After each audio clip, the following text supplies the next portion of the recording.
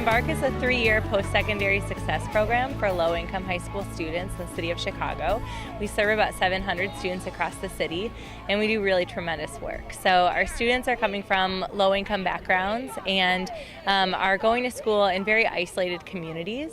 And what we do is we go into those schools, we work with teachers, and bring students who really need it, who are struggling, might not graduate high school, into the Embarc program. So we went to ArcelorMittal, Burns Harbor, and it was fabulous. So our students got to see a little bit of every single area of the plant. So we went through the steel mill, and which was nice and hot, and our students got to see the whole process of how steel is made, pressed out, and were able to understand the different careers that went into that. First, we learned how the steel got made.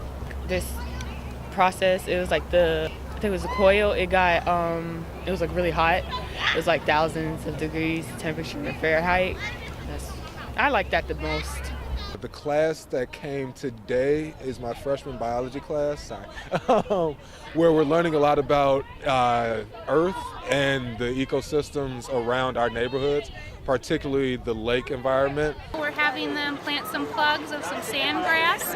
After they're done with planting the plugs, we're going to have them go and pull some invasive species. This one is garlic mustard.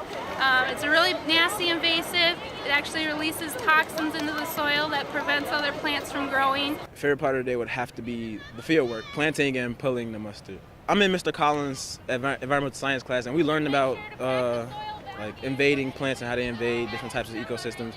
But nothing is really as important as hands-on work. Like, I actually got to see how, different plants grow. We see the roots when we pull them up, and then just actually being outside of the classroom was actually the best part. So I like the whole trip. I think what surprised me the most was that they use drones to check up on their environment and their property.